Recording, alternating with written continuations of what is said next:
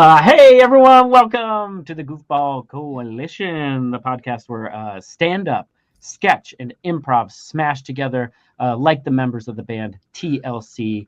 Who wants to be Left Eye? She's the most iconic. Who wants that? Maybe stand-up? You want Left Eye? Yeah, she has also sadly passed. But I'll do. They all will, though. They all will. We all will. I'll be Chile. I'll be Chile. I liked her. That was her name, right? And then who was the last one? T-Boz. T-Boz. That's correct. So you're T-Boz. Leslie, play your roles appropriately for the rest of the show and kick that intro. Welcome to the Goofball Coalition, the podcast that lives where improv, stand-up, and sketch comedy collide. And now, here are your hosts, Alex Knight, Sarah Kennedy, and Leslie Nesbitt.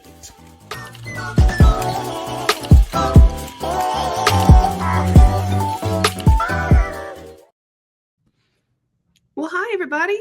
Perfect. Well played. Hello. And a big thank you to Matthew Bloodsmith for being our announcer. And we will return the favor by plugging his next show a little later in the episode. Correct. Mungo. We'll talk about that. But first, today we did a live show last weekend, and it was great. It was super fun. We had some really great. We'll get into it in the nitty gritty of it, but Sarah selected some really great comics and emceed the night, and that went really well. And then I grabbed some improvisers, and they did really well. And it was just a beautiful little evening at Dry Heat. Really lovely. Yeah, I liked it a lot, and I'm excited to do it again. Actually, yeah. All right. So the comedians we pulled, we had Carla Vasquez, we had Nex, and we had Cardo Mad come and do sets. And out of respect for them, we don't have clips of their stand-up because I want them to be able to do that in other shows, and I don't want them to Oh, interesting. Yeah, that's fair. Nice. But we do have this at least clips of scenes that came out of their stuff. So we'll watch them, and then we can even talk about what jokes they came out of or whatever, that stuff, just to give them some more context. And since we're airing them, we will not be able to do those improv scenes ever again. No, sorry. You got to burn them, and that's it. Start all over. Yeah, I don't. I would say just for starters, those stand-ups were great in terms of pretty diverse in terms of their content and stylings, and I think that's definitely something that we want to keep looking forward to when doing our live shows, is how diverse can we get, not just demographically, but in terms of quality and style. They were very different. Perspective, they just all have they're all at different parts of their lives, and it was just really cool to be able to have that. Sure, yeah, that's a good way to say it. Different parts of their lives. One of them had 6 kids, 5 kids. Yeah. Very different aspects. Cool. Yeah. So what do you got? Yeah, I'll pull this one up. This one is the first one because Carla went first on the lineup. We're gonna bring hers out too. Where is it? Nope. Yeah. And this one was mostly you, Alex, and Jeanette outside of an exit. Yeah, our improvisers were Kelly Schaefer, Jeanette Grammy, and SJ Lucero as well. Yeah. That's right. All right, so here we go. Pickles and sauerkraut. Wait, what? That's why we're here? Yeah, man. Are you kidding me? Okay. Are you kidding me? No, I'm not. He told everybody that I don't use deodorant. Fuck that guy. You don't? So what? He was going to tell me that. They smell or they don't smell. Come on. Okay, I'm just These are the pickled chips. So we're going on a walk. At 2 a.m.? I thought you wanted to talk about some shit. I wanted to talk about him. What am I doing now? Pickled chips and sauerkraut's all I had in my fridge. I'm not mad at you. I just need to get back at this guy. Everyone at the office already has a Stinky Nicky. It doesn't even rhyme, but my name's Nicky the Stinky. It's fucked up, man. I have some gloves. I don't like touching wet stuff. Who's out there? Yeah, I guess I didn't hear it.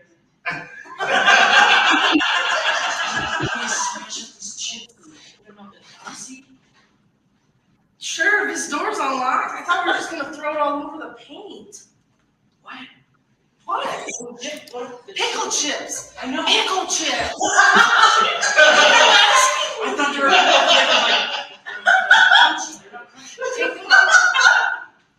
It's red pickle chips. Where's that pickle chips?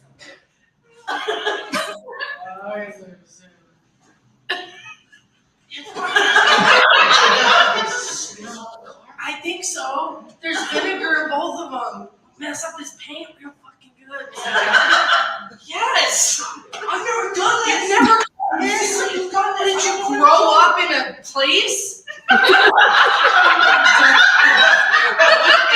and ketchup and your parents' makeup remover.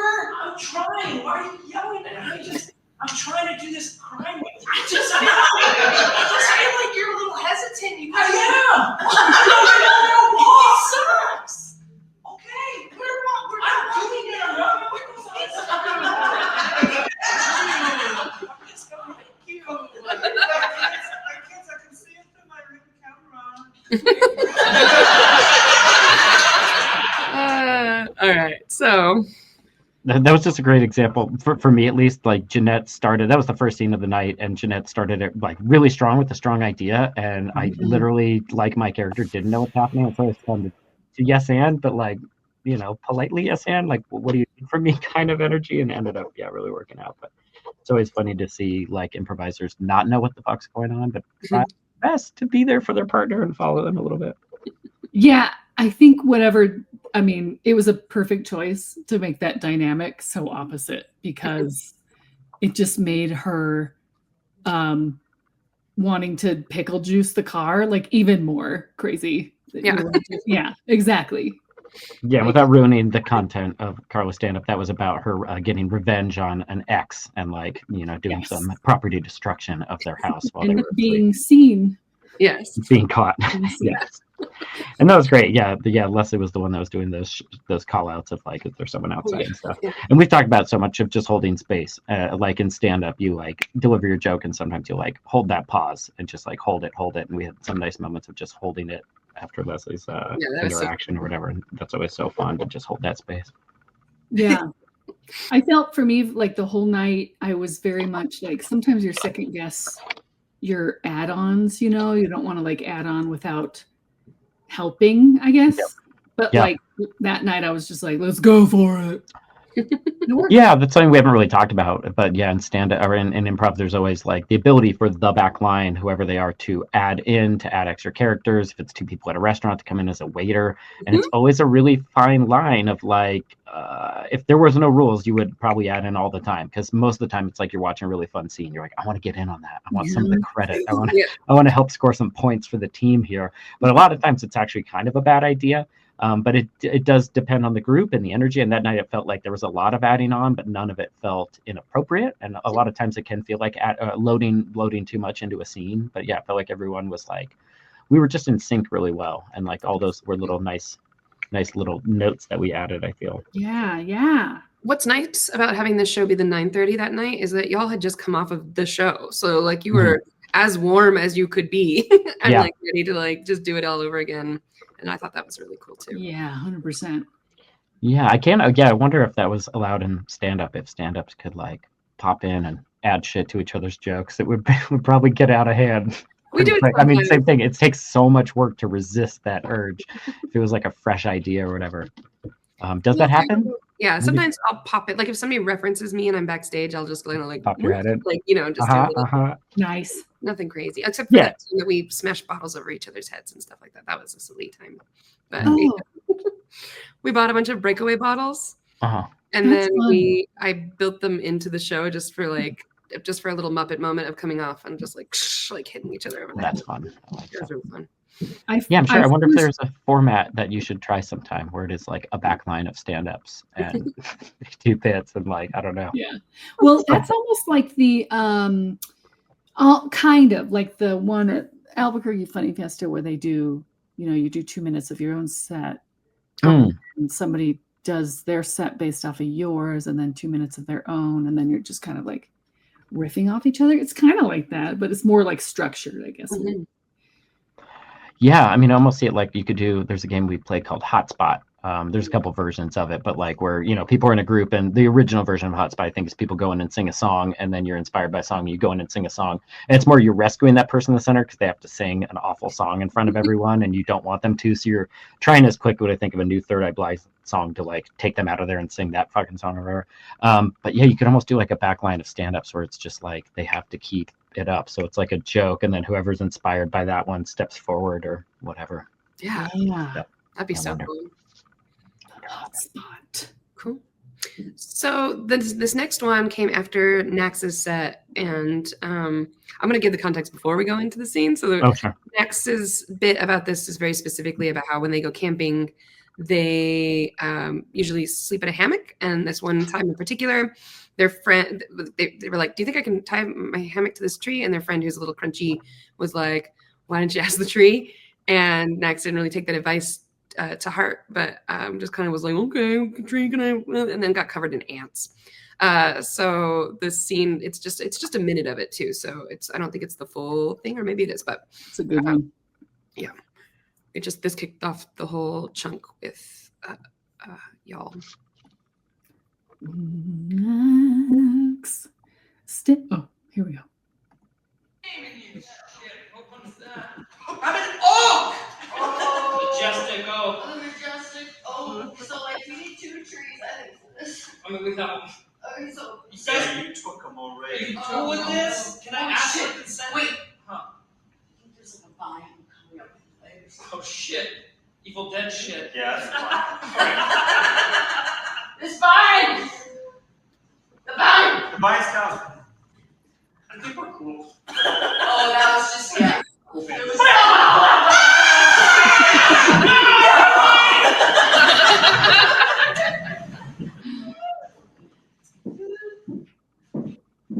These fat sacks.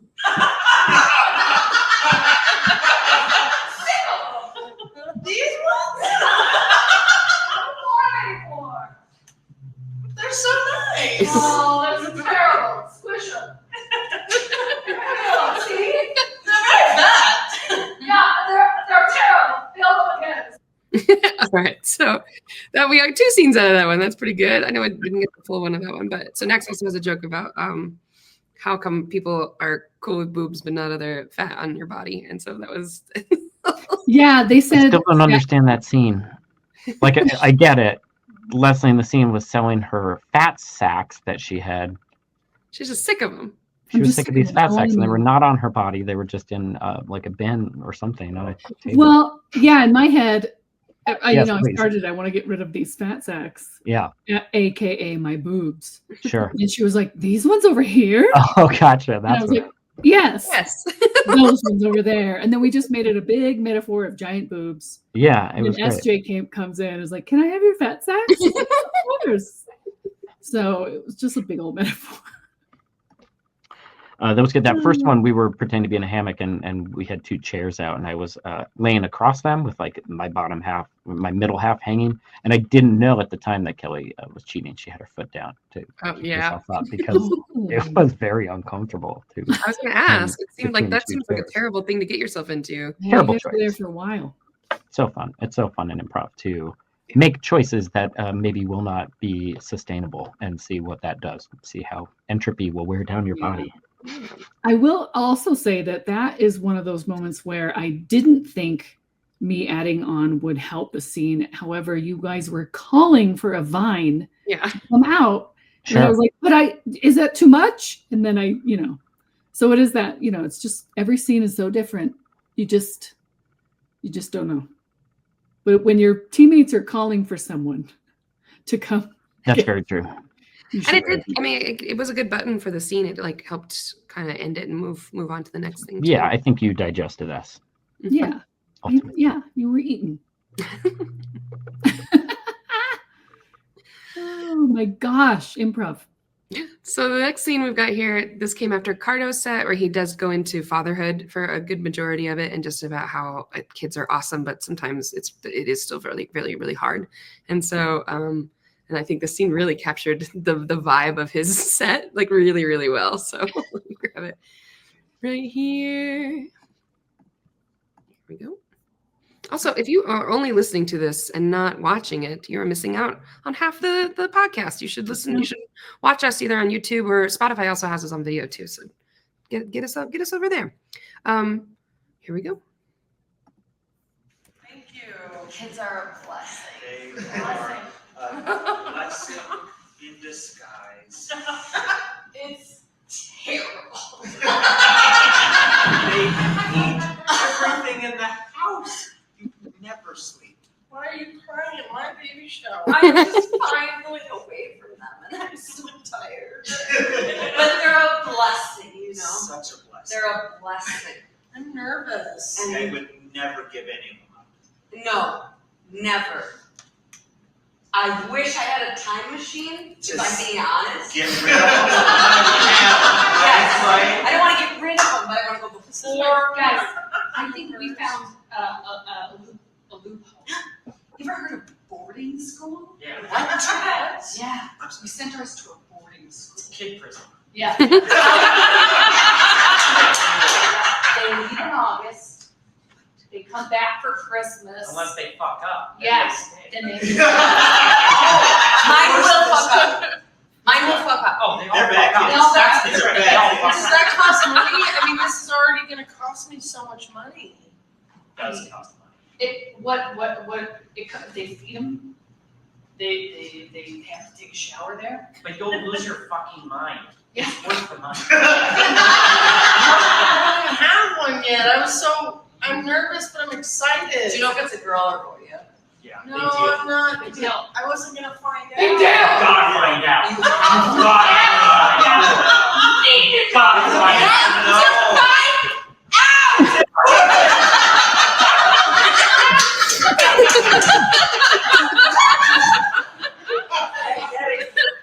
Daddy. Daddy. Daddy. Daddy, I can see Mickey. Daddy, Daddy. Look and see Mickey. I can see Mickey. Daddy, Dad. I can see Mickey. See Mickey. Get away from that window. No, Daddy, It's me. That's Goofy. there's a Goofy, Daddy. It's Goofy. Dad. What? What do you mean, Goofy? No, we're here to see your cousins. Tell the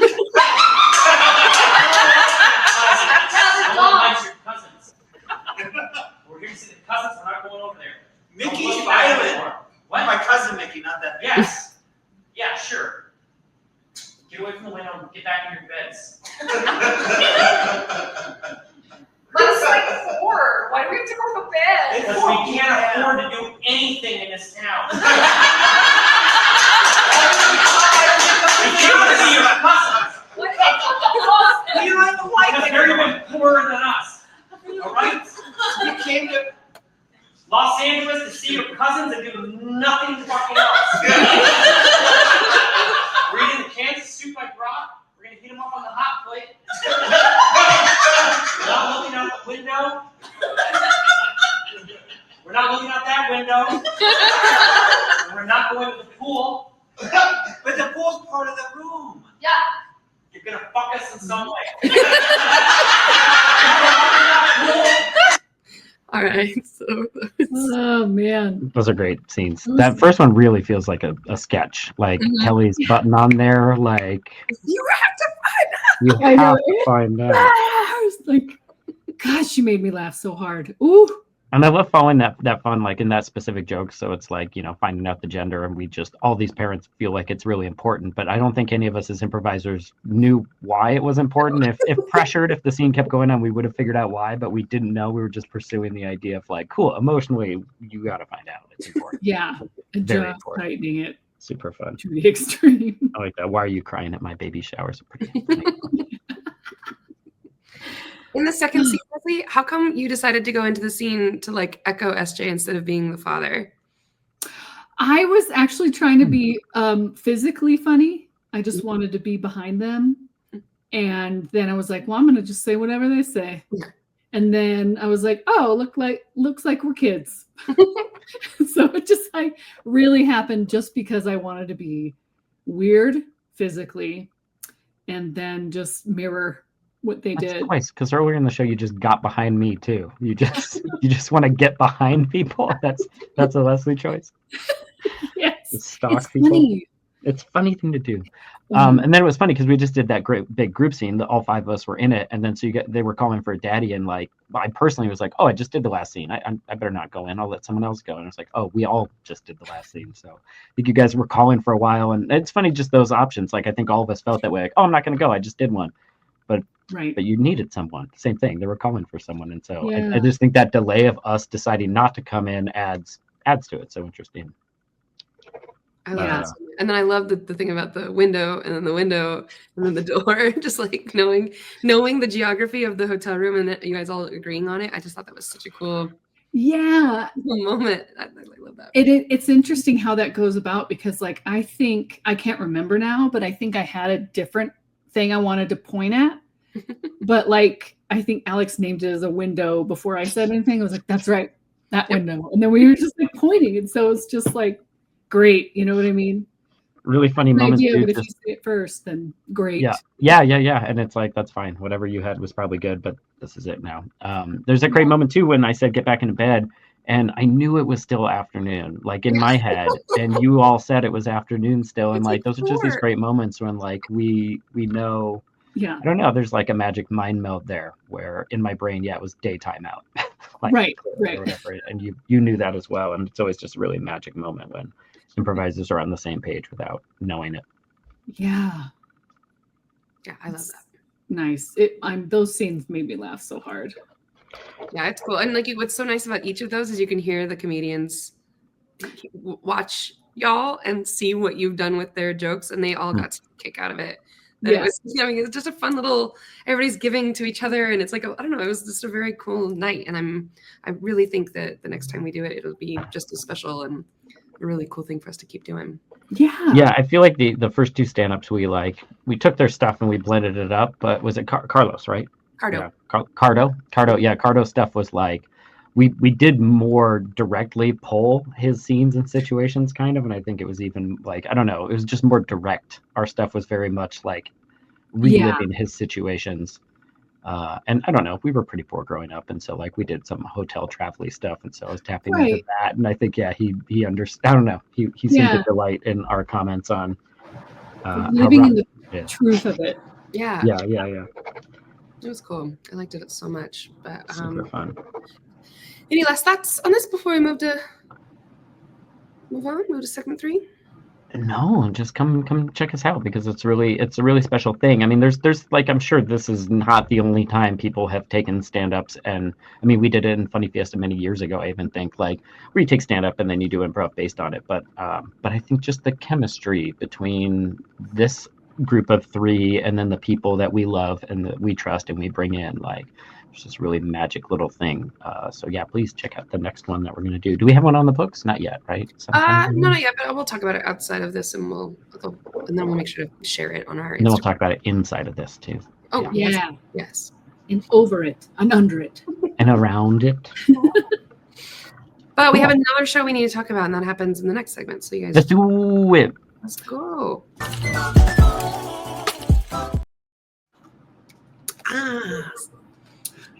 I want to say sorry if my heater is very loud. It just came on and I can't hear anything. I apologize. Going on to my place. Clacky neighbor up above you. Heater going on. It's all right. Happening. Not a problem. Ugh. Here in segment 3, we always do like tying up loose ends, bringing up little topics that can't be full episodes, plug in things. And this one has like it's a combo. It's like a infomercial, I guess, maybe more than anything. So we're going to talk about the show that you're on this week, Leslie, and then we're going to plug the show too. So tell us a little bit about it. Okay, so this one I know. This is exciting. It's called You're Wrong. Mm-hmm. And it's tomorrow night, Friday, Friday the 13th. Yes. At 7:30 p.m. And I believe Matthew Bloodsmith, right? Mm-hmm. He picks two different things that have to go up against each other in kind of a you're wrong debate style thing. But he picks like different things. Like I believe Alex did it. He was a vampire. Yeah. Personal choice. So, my topics were unknown suffering, and then I was defending. Oh no! I was stepping into the unknown was my opponent, and I was defending familiar suffering. Oh. Which in his brain was like the idea of a bad example would be like in a relationship where you're like in an abusive relationship. It's like the familiar suffering of your abusive relationship, or leaving that and stepping into the unknown, or leaving, a shitty job to not have a job or whatever. But when I was doing it, I was having a really hard time coming up with jokes about familiar suffering, about being in an abusive situation in some way or whatever. And so, yes, I changed it to a familiar suffering. So kind of about how vampires need to make their familiar suffer to make them tougher. Which is just like, I love your brain. Oh, thanks. You know, it's great. Tomorrow night, I believe there's more holiday themed or wrong. My topic, should I tell you? Yes, please. Yeah, please. My topic is Christmas caroling versus Christmas with Aunt Carol. I am Christmas with Aunt Carol. Cool. Which is kind of perfect. And I really love that I got that because I like characters. And it's going to be great. So I'm going to basically tell you why Christmas with Aunt Carol is better than Christmas caroling, right? Yeah. Yes. Oh, yes. And Matthew was really cool about like not wanting to know anything, and even when I was up there before, he didn't know what I was going to do until I got up there, and so it's fun to surprise him as the host. And yes, yeah, he had no idea that I had destroyed his topic or like taken it in a totally different direction or whatever. Yeah, and I was going to say I know that like there's like availability to have tech. Like, yeah, I did a PowerPoint. PowerPoints or music, and I didn't have any. Feel free to keep that. Feel free to not bring any tech. Feel free to easier for Kelly. Because I'm running. Me and Kelly are doing the tech for the show. Yeah. So. Yeah. I mean, I didn't have. I can understand. I definitely like a PowerPoint. Like you had that show with the PowerPoints, which is great. They're very fun. Yeah, but mine. I don't think I could do justice with a PowerPoint with Christmas with Aunt Carol. You know, I don't know. I think just doing Aunt Carol as a thing is going to be perfect, especially if it's like, whatever you've got. I don't want to ruin it, but I hope you are Aunt Carol. Let me just tell you that I have a great sweater. Yeah, I mean, you mentioned it before that you had a really good outfit for this, and I was super excited. Oh yeah, how fun! My brain's already running with many ideas. I'm sure. And then last night at 2 a.m. when I woke up because the people in the other apartment smoke, and I wake up because I can't breathe. I forgot that I had a cool headband, like a Christmas headband. Yeah. And at 2 a.m. I was like, oh, perfect. And that was the comedy lords, the comedy gods sent that smoke down to wake you up. Yeah. They said, don't forget it. Don't forget. I like it. I think, yeah. I mean, again, I've only done these 2 stand-up shows recently, but like, yeah, I feel like those 2 a.m. epiphanies. Improv nice in many ways because you don't think about or plan at all. But like when my brain is planning comedy, yeah, I think 2 a.m. is when like there's some moments of like, gotta get up and like write this down. Right. Oh, don't forget that band. Yeah. Yeah, it's awesome.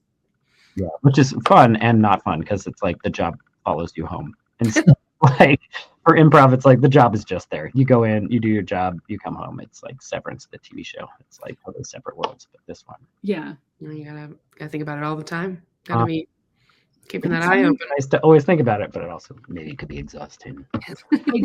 I do enjoy doing improv and then us taking a look at the scenes again. That is fun because you just never do that because we don't ever film. Yeah, we'll talk about them after, which I love to do. I love to talk about them, but like, yeah, filming them is really super fun because it is really obvious how easy you could turn those into sketches with just little tweaks here and there. Yeah. You have to find out. It made me laugh so hard. Yeah, that was a really funny sketch. Again, just everyone was really in sync that day. It was really fun. Yeah. So do you have any questions? Is there anything that you're still wondering about the show that we could fill you in on? Or Sarah did it too. She was that'd be great. Like any tips or tricks. I know that Alex had a PowerPoint, but like how did you do it? You just like Sarah had no PowerPoint. You didn't have you just like do jokes after jokes? Did you just do like a 5-minute monologue? There's lots of ways. Like I did not really, because I went off topic, I didn't really interact with my opponent, but Sarah was very much almost directly right. Yours was almost just literally as good cop damage control for the bad cop. Like, literally talking about like what my opponent just did is that kind of. Yeah, because really cool. back and forths too. Yeah. Kick it off with 5 minutes. They'll do 5 minutes, or vice versa, and then you'll come back and do like a rebuttal based off what you heard them say, and then they'll do one about what they heard you say, and then the crowd just picks whoever they think is the most wrong, and then but you can. That's the other thing about the PowerPoints is like you're kind of cheating the rebuttal part because you're supposed to be listening to the other person and responding to what it is that they've brought to you. Right. You don't have to. It's not a big deal if you don't do it because again, it's the perfect like gentle chaos that like it's okay if things are like a little wacky. Yes. But it is neat to just kind of just directly involve the person that you're with because especially if they've got something that they've got like cards and they're like really focused on it and you're just kind of like engaging them like it can make for a really interesting dynamic on stage. So. Yeah, and I'm excited because I don't know who's doing the other part. I know Chelsea's in it, but she's doing another debate. So she's a Grinch. Yeah, she's a Grinch. Like it's so perfect. Yeah. I would say maybe possibly I brought like just a pen and paper during theirs, and I jotted down just a couple of counterpoints for my rebuttal. Mm-hmm. I love that. That's all I'd say. I will do that. You should bring a Christmas card. Sorry, I'm not. It's yours. You're allowed to do it. Yep. Christmas card, like you're signing Christmas cards. Oh my god! But I'm taking notes. Yeah, you're taking notes, but it looks like it's on a Christmas card. Yeah, it's girl theme. I was literally like, as you said that, filing in my brain, like, what would be the funniest thing to bring? To bring us some notes. Taking, well, thank you for that. And it's a candy cane pen. I used to have a candy cane pen. Damn it! It smelled like mint. Maybe at 2 a.m. you'll remember where it is. I know. I do keep a lot of stuff. I mean, the three of us should do one as a team, just like all three of them. That would be awesome. Yeah. I mean, I really am very excited, and I'm like, I feel so blessed that it's like Christmas with Aunt Carol. Like, yeah, they really gave you the right topic. That is too funny. Real excited about it. You could work with any of them, but yeah, they really handed you a character. Yeah. And again, I would love to do some more stand-up that is not that. I feel like I've cheated my last two by being characters, but I'm warming up. I'm warming myself up, and so are you, Leslie. But it's so fun to do it as a character. It seems so much easier than to put any sort of vulnerability out there. Exactly. Yeah, it's definitely a shield. It's definitely a shield, but it's a knight's funny shield. Mm-hmm. It is. And knowing Tim, the person you're up against, he does the assignment very literally. Usually, like he was the last one he was in last month was Dance Dance versus Revolution, and like he really argued for Revolution, like really like almost tripled down on it when it was like presented. Yeah, gosh, how fun is that? Okay, so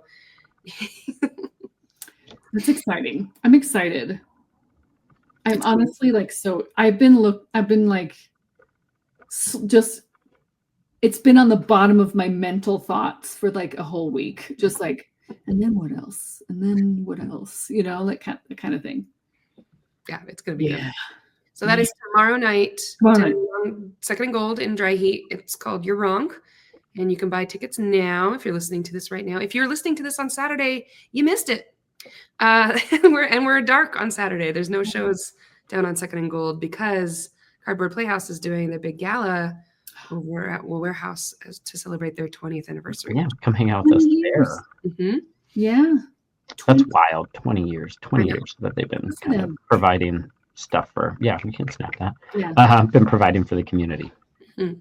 At their own detriment, I'm sure. Like, I don't think they're rolling in the dough and stuff. It's like they've just been like slogging along, creating this beautiful environment for. Really, I mean, not just us. We just talked about our side, the adult side, but it's mostly for the kids too. They've been like inspiring children for 20 years now.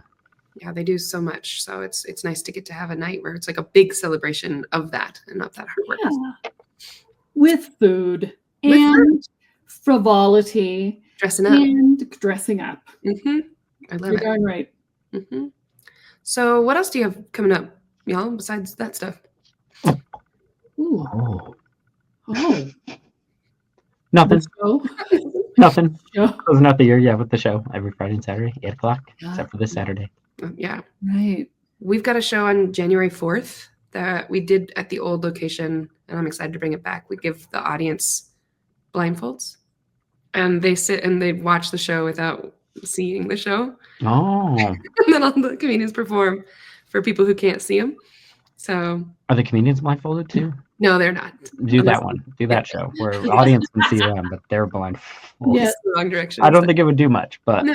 That'd be hilarious. trying to look at their notes and they can't. Yeah. What else? Something else. What else? Ooh. Yeah, but that's a good one. That one's coming up, so keep an eye on that one. What's that called? What's that name? It's called. It was called Lights Out Laughs last time because it was LOL in the abbreviation of it. But I don't know if they may have just called it the Blindfold Show again, just because it's easier to describe it that way. But. There's an improv format called The Bat that is improv in the dark, so it's a little radio play style. Love that. I love that stuff. That's And fun. Go I've ahead. done it like in practice where like, you know, you always be on a team and then you're like, we should try the bat. And then you try it and then you're like, we should work on it. And then you never do. But I mean, it's all those things like to do it well. Yeah, you need to put in like, I don't know, 4 or 5 runs of it to make sure it's even, you understand how you can use the format or whatever. And so right. it's a Like lot the of work. darkness. How do you make it a radio play? Yeah. You know? And connect with each other if you can't make eye contact or you can't see. Yeah. Too like. Yeah. How do you sweep scenes? All the different things. Yeah. And I know I was just in Poland recently this summer, and there was a blind restaurant or whatever, a restaurant where they yeah. I mean, there's a few of them. They're around. But Mhm. I don't think we have one here, do we? Yeah, they'll do like dinner nights of Little it. pop-ups. But we more or less got the idea. Is that a sketch? Am I thinking of a sketch where also again, same thing, the waiters are blindfolded too, I think, and it's like just a mess? No. There's a Seems right. in Vegas that's all pitch dark black, and the only like the waiters and stuff have headlamps when they're not in the room, but you get served in pitch black. You're not wearing a blindfold. It's just the room itself is dark, which is And so Whoa. again, those waiters need to just know the spacing and stuff. yeah. Pretty funny sketch Mhm. with like night vision. Yeah. Cool. Yeah. Anything else? Anything else? No, just the usual. Cool. Good time. All right, Thanks folks. for listening all the way to this moment. You Right? made it. Good job. Good job. Bye. Bye. Thank Bye. you. Get home safe. Get home safe.